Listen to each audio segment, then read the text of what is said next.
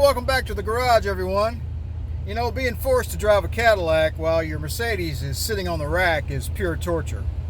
But don't worry, we're going to fix all the oil leaks in our W126, so stick around.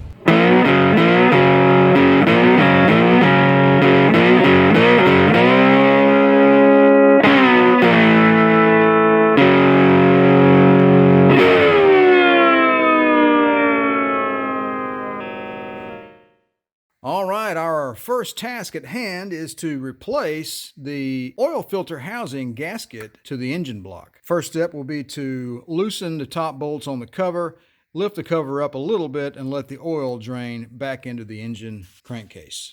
Really, all I want to do is that, to release the vacuum in the filter housing and let the oil drain back into the crankcase. That way we won't have such a huge mess when we disconnect the housing from the engine from below.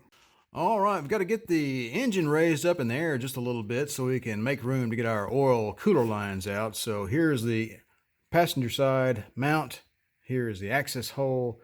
There's an 8mm Allen head or hex head up in there. And here is the passenger side mount and access. We'll also need to take this nut off of the engine shock, as well as that one right there, that's for the driver's side engine shock. All right, the driver's side engine mount bolt, pretty tough to get out. I had to really man up with the impact wrench. And the bolt looked like this when it came out. Probably can't tell, but we've got some pretty serious marks up inside there. Yeah, this bolt's going to have to be replaced, but that's okay. I believe I'm going to go with a standard bolt, not the Allen, simply because I think it would be easier for future maintenance. Passenger side bolt, the guy put it in there with dynamite. I don't know. That damn thing will not budge. So what I'm going to do now is put a little upward pressure on the engine, let off. I'm going to kind of jostle the engine up and down just a little bit to where this thing will break loose. So.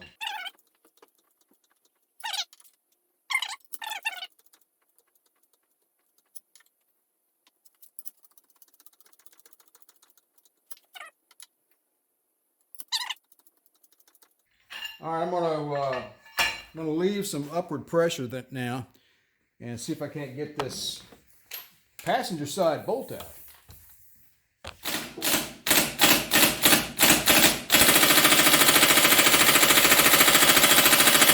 I don't think it's the gun's fault. I think that bolt is just in there. Holy cow. It's in there tighter than a wheel lug. All right, so let's take the pressure off of the engine. All right, pressure's off of the engine. We'll try it again.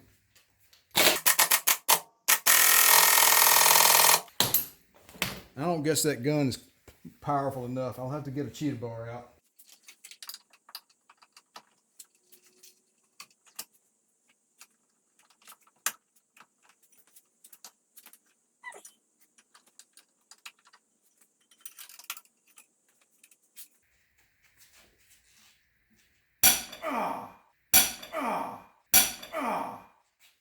And now, of course, my Allen head bit is stuck in there. So this bolt is ruined.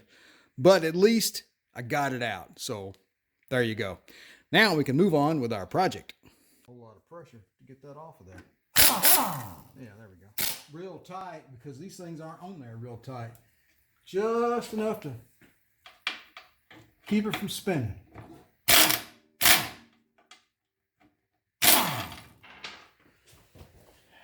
All right, bottom of the engine is free.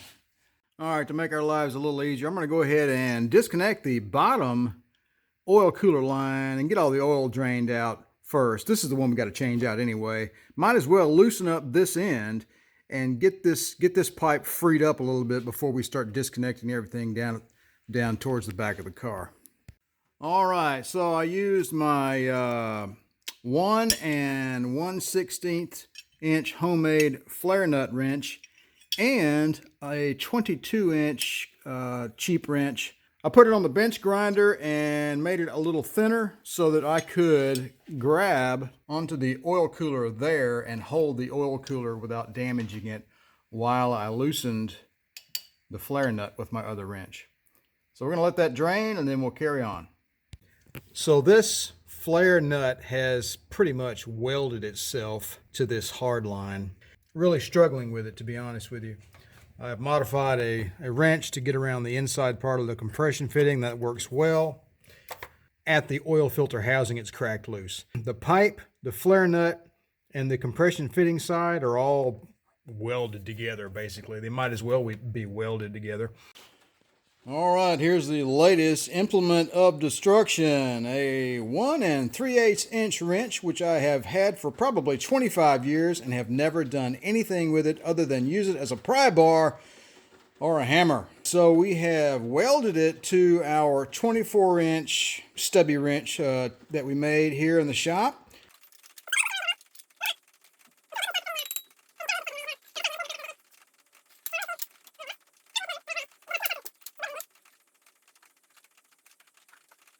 Unbelievable.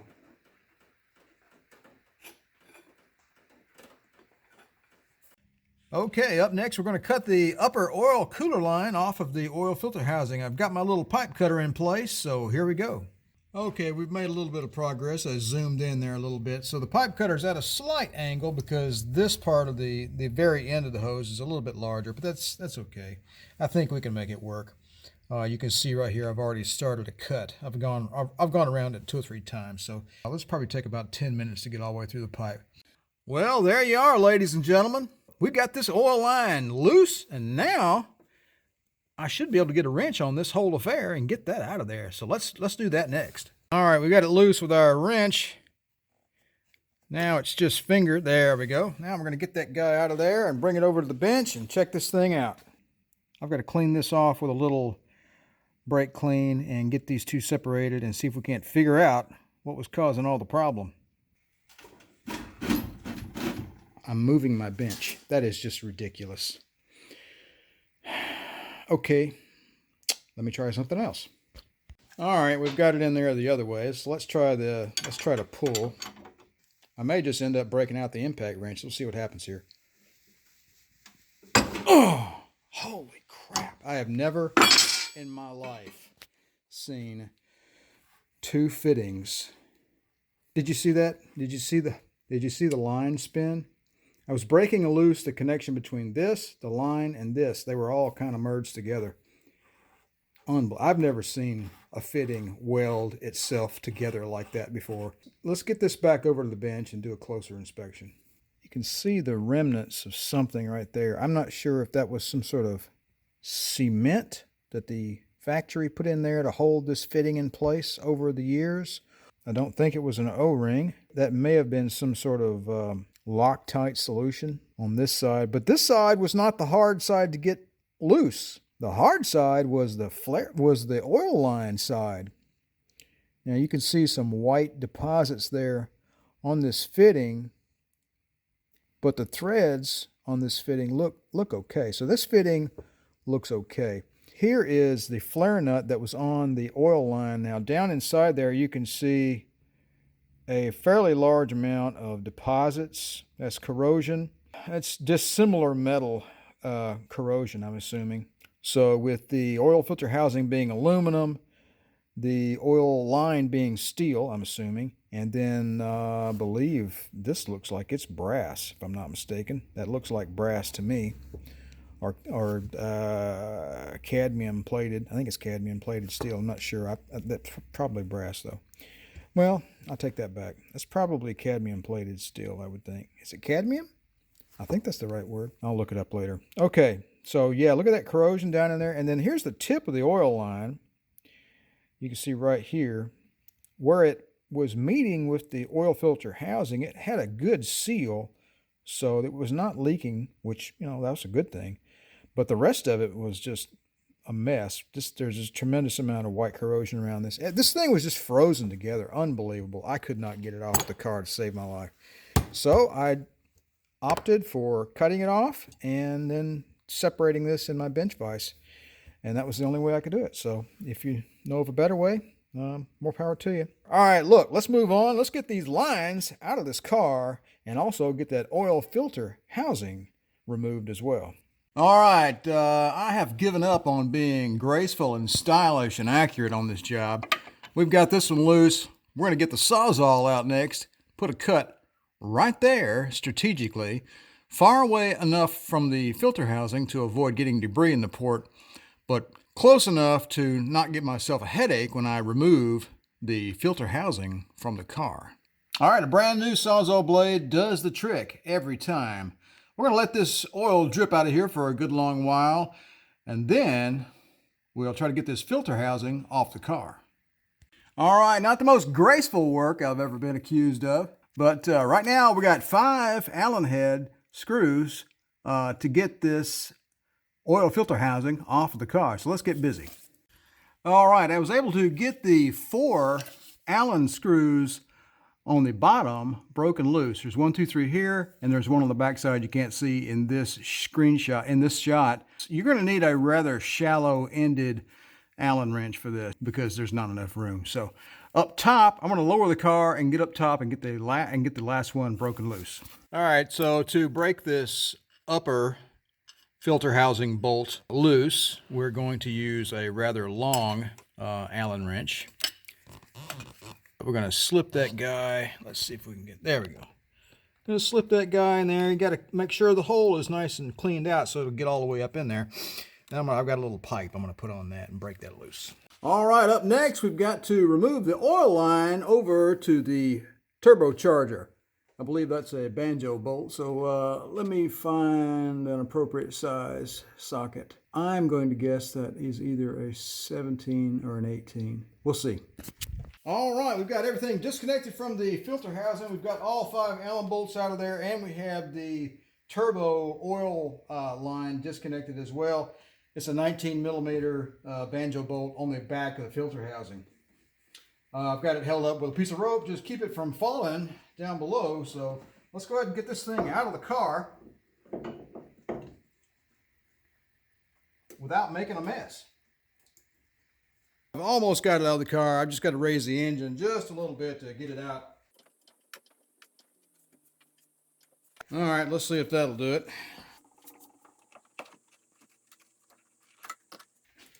There we go. It was a little tight fit. If I had to do this job over again, I think I might find some reason to pull the engine, to be honest with you. All right, let's get this thing on the bench, get it cleaned up. All right, we've got the filter housing back over here on the bench. Basically, I'm just going through this thing and trying to clean it up. One thing to note here is you've got this little spring-loaded guy right here. I'm not sure what that's made out of, but that's kind of delicate, so you want to be careful of that. You don't want to bang this thing around too much. So this sending unit, I'm debating on whether or not, I think I might take this off. I don't know if I'm going to do that just yet. I don't want to mess anything up. So I've never had one of these apart before, so there can't be a whole lot to it. You know, you get into something, you don't know what's inside it. There might be some springs and funky little clips in there and whatnot, and you don't want to get in there. You might break bolts off and things like that, especially after your experience I had with the thermostat housing a couple of videos ago. So I don't want a repeat of that, because I definitely do not want to try to find one of these online. I suppose I can find one, but I don't want to buy one. I want to keep using this one. There's nothing wrong with it. Basically, I don't want to damage it. That's all I'm going to do. I'm going to continue cleaning this thing up. All right, we've been doing some cleanup work on the filter housing. Basically just sprayed it down with brake clean and wire brush and rags and whatnot, and we've got a little bit more to go. The gasket housing here, got that cleaned up real nice.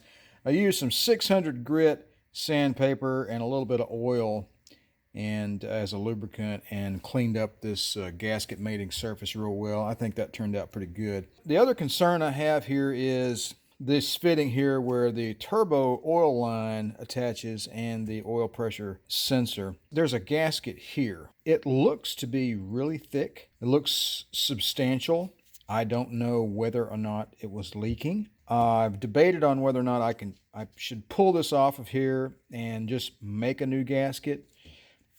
I could do that. I don't really want to get in there. I'm afraid I might run across something that will turn this project into something even longer than what I wanted it to be. I'm going to risk it. I'm going to leave this alone. I'm going to put this back on the car. If I notice a leak later on around this gasket, I can remove this without taking the filter housing off of the car. So that's the reason why I'm going to leave it alone. Kind of a small risk item, but I'm going to go with just this gasket for now. I now have to clean the side of the engine block up there. Most of the gasket stayed on the engine block, so I've got my trusty gasket scraper nice and sharp on the bench grinder, and we're going to see if we can get that gasket off the engine block and then wipe it down and hopefully get this gasket reinstalled here, maybe even tonight or maybe tomorrow. All right, that had to be the easiest gasket removal of all time. I am not kidding. All I'll need to do with that is probably just wipe it down with a rag, maybe hit it with a little 600 grit sandpaper, and we'll be ready to reinstall. So let's move over here to the bench and we'll take a look at this gasket in a little more detail. So this gasket has sort of a waffling effect here, it appears. I'm not sure what you want to call that. It does have a texture, and you can see where it made it against the filter housing on this side and where it made it against the block over here.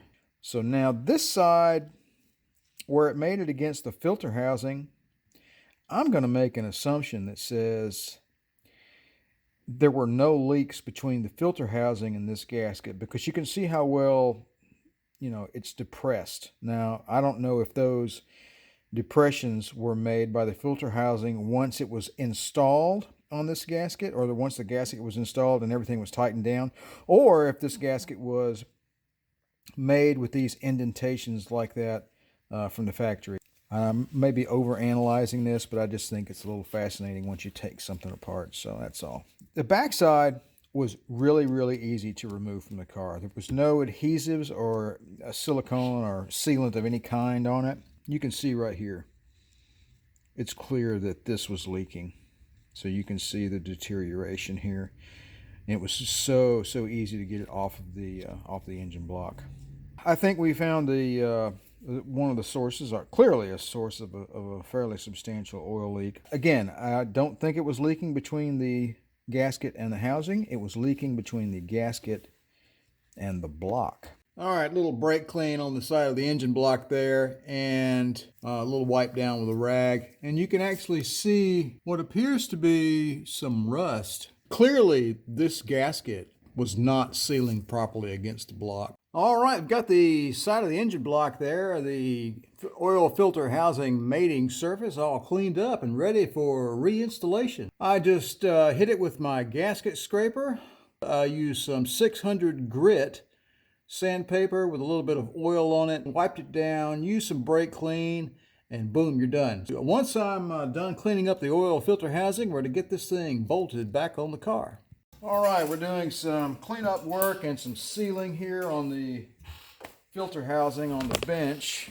When I was trying to remove the oil cooler lines, I inadvertently broke this fitting loose. So I went ahead and removed it. Down inside here, I noticed some, either remnants of some sort of sealant. It might have been dirt or debris. I don't think so. I think either the factory put it in there to prevent leaks, or maybe someone else removed this in the past. I don't know. And also, I have cleaned up the interior mating surface of this fitting with a little 600 grit wet dry paper and a little oil. And I think that's going to give us a really nice mating surface there. I cleaned up all the threads as well and cleaned the inside. So that fitting is good to go. Now, when I reinstall it, I'm going to put a little bit of really good 2-part epoxy on the threads. Just kind of smear it into the threads a little bit.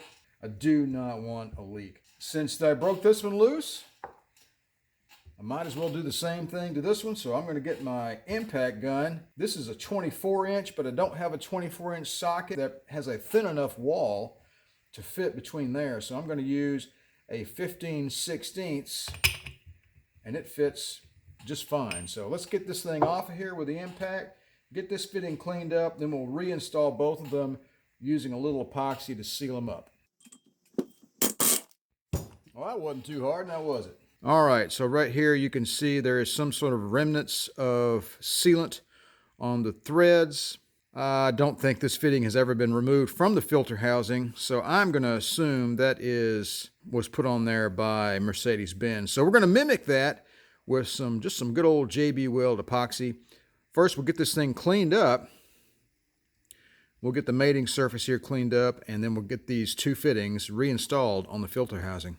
All right, just some good old-fashioned JB Weld on the threads there on our fitting. I've already done the lower fitting. Got all these things cleaned up before I started this. I spent a lot of time down inside the port doing some cleaning work and with a little pick tool and brake cleaning rags and, you know, making sure it was good to go. We don't want, ooh, hey, look at that, music. Okay, that was cool. All right. Okay, so when I tighten this, I have no idea what the torque settings are. Good luck finding them. But I'm thinking just hand tight with a ratchet will be good enough. So I'm going to wrap around here, and probably won't be able to see me doing this, but I'm just going to crank down on it a little bit with my hands. I doubt very seriously if this requires much torque. Maybe, I don't know, 15 or 20 pounds maybe. Of course, grabbing it like this, you can't put a whole lot of torque on it, so, you know, that's a precautionary measure. There we go. All right. Now, we're going to take this inside, and we're going to let it dry for 4 or 5 hours, and then we'll get ready to get it back on the car. All right, let's go ahead and get the remnants of these oil cooler lines out of the car. I've got a 10 millimeter on a nice long extension, and I had already loosened it earlier. Loosen it all the way. There we go. So let's pull that guy out of there. Clearly, we've already cut the lower oil line out of the car, and I believe that should just sort of drop down like that. All right, let's get this upper one loosened, and then we'll get it out of the car too. All right, so I've got a 22 millimeter wrench that I've modified a little bit on the bench grinder to get it down in there like that, and get my 27 up here and get this thing loosened. So I got to do this with 2 hands, so hold on. These things are on there pretty tight, so you've got to man up, but you've got to be careful too, right? So you use your 22 and hold on to the oil cooler, and you're going to need a long wrench for this with some leverage on it, because these connections, you can see that white corrosion there. These things start to corrode, and man, they just basically weld themselves onto the car. So I'm going to get this thing off of here and get this line out of the vehicle. All right, we're finally getting ready to reinstall. I decided to go ahead and use Ultra Gray from Permatex. This is for high torque applications. If this is good enough for a small block Chevy intake manifold that never leaks again, it'll be good enough for this. And we have our new gasket. And I've got 2 bolts in here for placement of the gasket, and I've got them taped from underneath with some 3M tape. I've also got the 2 oil cooler line ports taped up to keep debris out of those. All right, so I'm going to let this set up just a little bit, and then we'll reinstall. And what I'll do when we get ready to put this on the engine, I'll put it in a plastic bag while I ease it down in there, and then that'll, you know, sort of avoid the possibility of getting, you know, dirt down inside it. And then we'll raise the car, and then we'll bolt it up from underneath. All right, I got the engine raised a little bit, about an inch or so. And I've got the oil filter housing sort of wrestled back into its little place there, and I got a bag over it to keep the debris out of it. I already installed a new filter and got all the O-rings and whatnot in place. So whenever you order a new filter, if you don't have some O-rings lying around your shop, keep in mind that the filter you order may not come with the 2 little small O-rings that go on the center shaft of the oil filter housing. So it never hurts to keep a nice pack of rubber O-rings around your shop. All right, we've got our Ultra Gray Permatex on the side of the engine there, getting ready for the filter housing to bolt up. And you can see I've got my filter housing right up there in this little baggie, just waiting. So I'm going to need to wrestle that thing out down from there and get the bag off and get this thing bolted to the engine block. All right, I got my bottom 2 bolts in place, and I've got the long one in. Believe it or not, this does in fact go in here. It just barely clears the steering gearbox, so when you pull it out, it'll come all the way out and sort of go upward a little bit. So you can get it in there, no worries about that. Going to tighten this one down next, and then the 2 on the front, and we'll be done. All right, last one. I left the others loose just in case I need a little play, but they all seem to be going in there really well. Of course, I ran these bolts up through the holes first before I put the filter housing in place so I wouldn't have any problems. So there we go. Pretty snug there. Let's see, can I get to the other one with this wrench? Now I need to take my extension off. Let me take care of these. Let me tighten the rest of these bolts up and I'll get back to you. All right, our parts list over here on the bench is slowly getting larger and larger. We've got a driver's side engine mount, and we have the driver's side mounting arm, I guess you would call it. So we've got all of that out of there. The shock, the engine mount, the mount arm, and we have a big gaping hole there. All right, now I've got the wheels turned to the right to move the steering linkage out of the way, and then I disconnected the drag link. Now, and I also disconnected the support structure, which is laying right there, that goes between the braking support brackets. Now, if that's not enough room to get these oil cooler lines snaked up through the engine bay, I don't know what else to do. So, all right, give me a minute here. Let me see if we can get these things in the car finally. Okay, we're going to start with the upper oil line. Here goes nothing. And that's got to go above the air conditioning compressor.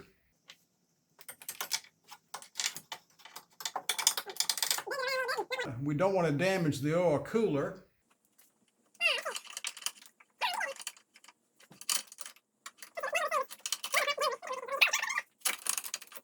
Almost there, folks. Another inch or so.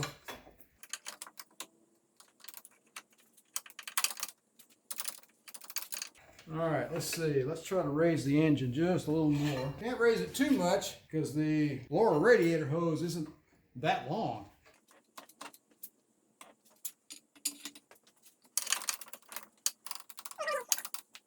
Now we're hitting the back side of the air conditioning compressor. If this car didn't have air conditioning, this would be a lot easier. All right, I'm going to pause this camera and do some thinking. Here's the situation. This is the upper line. You can see we've got it sort of between the filter housing and the steering gearbox. We're almost to a point where we can snake it through there, I think. And it goes here. The studs that hold the engine mount on are a little, if those weren't there, this would be a lot easier. We're having to get around those. We're also having to get around or contend with the air conditioning hoses. So that's kind of where we are right now. Now, let me try to raise the engine a little more and see what happens. All right, we got it in there, folks. The key was simply raising the engine up until the lower radiator hose screams mercy. That is the key. I'm really concerned about breaking the radiator. So if I had to do it all over again, I'd drain the radiator and just disconnect that, and it'd be one less thing I had to worry about. So, all right, so here's the ticket. You turn the wheels all the way to the right, and then you disconnect the drag link and move it out of the way. You also disconnect the cross member that goes between the braking support brackets. You also remove the driver's side engine mount, and you remove the driver's side engine mount arm from the engine. And then you raise the engine to a point that you're uncomfortable with raising one. Okay, so we're gonna lower this down here in a minute. Let me get the lower hose in there while I'm at it. Okay, getting the lower hose in was a cakewalk. It just slipped right in there. No issues whatsoever. The lower hose is going to sit against its bracket like that. So that's the lower hose. When I say lower hose, I mean the lower fitting on the filter housing. So that's the lower hose, and that's the upper hose. They're reversed. And then they sit in their bracket on top of the air conditioning. And then we got to move these guys around and get them hooked up. All right, getting the lower bracket attached when there is no engine mounts in the way or no engine mount arm or anything like that is really simple. And especially when the cooler lines are not attached to anything. So all we got to do is slip that over there. Keep in mind the lower oil cooler line has a little tang right there. And that slips up into a little groove. And then we just slip that down over that like that. And we're going to put that bolt in there and tighten her down. I'm not going to tighten it down just yet because we need some flexibility in all of this. So in order to lower the engine, I've got to get the engine mount back in its place. I have to tap one of the holes. The inner hole for the engine mount is cross-threaded. I don't know how it happened. It just did. So I've got to get a tap in there, clean the threads up on these two engine mount holes, and then we'll be able to get the mount back in and get the arm back on, and so we can lower the engine. All right, we've got our engine mount arm nestled in place there. One thing I did notice, the return line on my power steering gear is loose right there. That'll need to be either tightened or I may have to replace that line. I'm not sure. Probably hopefully just a tightening up though. We'll see. All right, let me get this arm tightened down and we'll move on. We're all tightened back up on the engine mount arm, motor mount arm there. I've got the oil cooler lines back in place. I had to, comically, of course, I had to move them out of the way to get this thing tightened down. Anyway, I also got my hole tapped, so I'm ready to put the engine mount back in place. And then we can lower the engine back down and move on with the rest of the project. All right, well, as luck would have it, I was trying to reattach the turbocharger oil supply line to the filter housing, and the banjo bolt fitting would not move into place. It was off just enough to keep me from screwing the bolt in. I decided to loosen the oil supply line to the turbo up here, and of course it's bolted to the back of the engine, but I was able to disconnect it here at the filter, at the air breather, and I disconnected it here at the turbo. So I think I can actually kind of slide it a little bit without having to disconnect it from the back of the engine. But comically, as luck would have it, we run into our old problem, broken air cleaner bracketry. And for those of you familiar with these cars, you know how common of a problem this is. I could either buy a new one of these or break out the MIG welder and put some reinforcing metal on the back side. I think I'm going to do that. Besides, welding's fun. So, all right, more later. Okay, we've got our oil turbo line all bolted back up to the oil filter housing, and we've got the oil pressure sensor reconnected as well. One good thing about all this is that I was able to determine the pesky source of the rattle in my engine compartment. I knew it was coming from the breather, but I didn't put one and one together and assumed that my breather bracket had already broken several weeks ago. So, all right, so let's move on. All right, here we are. We've got these two lines loosely connected. Haven't tightened them down just yet. And then I also have this bracket loosely connected as well. I'm leaving everything loose until I get everything attached, and then we'll tighten it all down. So up next, I'm going to attach these two lines to the cooler. Okay, we've got our oil lines tightened down to the oil filter housing. That blue tape is covering up the fuel injection adjustment bolt, so we'll have to screw that in before we crank the engine up. I used my big wrenches, 27-inch regular wrench for the flare nut, and I used a modified 24 to grip the inner part of the compression fitting. And I think it worked out pretty well. So anyway, I'm going to tighten up the oil cooler lines next. And then lastly, I will tighten down the two brackets that hold the lines against the engine. All right, we've got the breather bracket all welded back up. Not the greatest welding job on the face of the planet, but well, who cares? And I got it painted with some of that cast aluminum stuff. So I just kind of pieced it together and threw some paint on it. And it's going to be covered up by the breather, and nobody's going to be able to see it anyway. So that doesn't look too bad. All right, let's move on. All right, don't mind the rain. It never stops raining in Alabama, apparently. These are the original engine mount bolts. I'm going to replace them because the heads are a little too damaged to reuse these. They have these special extra thick washers that are permanently held in place. I found a replacement 12.9 grade bolt. This is an M10 by 1.5 socket cap screw with an 8mm drive. Instead of a specially captive washer, I will simply use a nice cadmium or zinc coated or whatever mineral it is they use to coat these with. Anyway, I'll just use a standard washer. The reason why I think they permanently affix this washer to this bolt is to keep the washer from coming off up inside the frame when you pull the screw out. You have to be really careful because the hole in the frame is quite small. So anyway, all right, we're going to get these new bolts installed and get our engine mounts attached.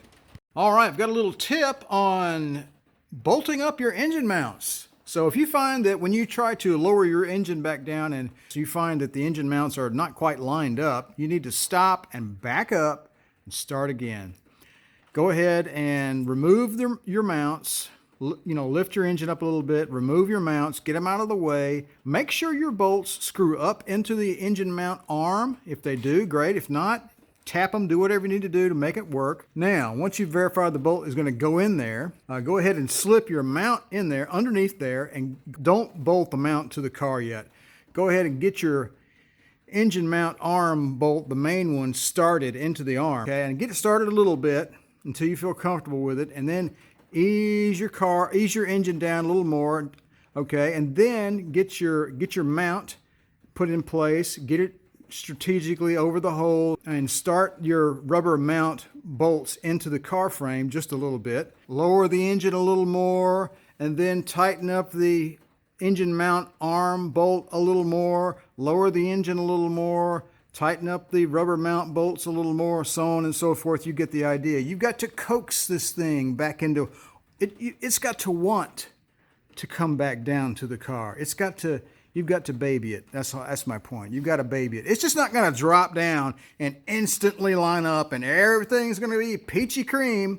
It's not going to happen. It's a 35-year-old car. It's just not going to work. All right, I'm getting off my soapbox on that. I just spent several hours trying to figure that out. So, all right, more later.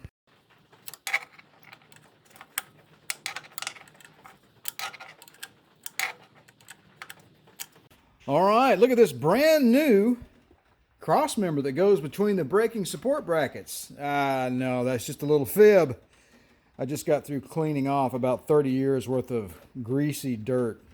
And you know what? It's hard to rust when you're coated in oil all the time. Let's get this thing back on the car. All right, got our bracket back on the car. I wish the rest of the engine was as grease-free and as oil-free as that bracket. I think after we're done with this project, we'll clean the underside of the car with some gunk and a pressure washer. All right, it's coming back together nicely. We've got the turbocharger oil line reconnected, and we have our newly painted and welded bracket back in place. Up next, we're going to get the breather and reconnect all of our vacuum lines, and then I think we'll change the oil before we crank her up. All right, we're almost there, folks. We've got a new fuel injection adjustment bolt, or rack damper pin, if you want to call it that, in place. And I've got it adjusted in enough to give myself a little bit of leeway here. When we crank the engine, I'll adjust this in until my idle is good. So that's one thing we've got to do. But right now, we're going to go with the good old Chevron Delo 400 SDE 15-40. I'm going to go ahead and fill it up through the filter housing and try to get as much oil as I can into the various lines and everything, and the line that goes to the turbo. So, because all this stuff has got no oil in it. It is bone dry. The only thing that has any oil in it is the bottom of the crankcase and whatever is left in the head. So we're going to fill this thing up with oil and give it a first start. All right, everything's tightened up and the oil is changed. we're ready for a first start. So this is cold. I haven't started the car in about 3 weeks. I just got through doing all this work. So let's see if everything stays in place and it doesn't fly apart and we don't have to start spraying oil all over the place. Stand by.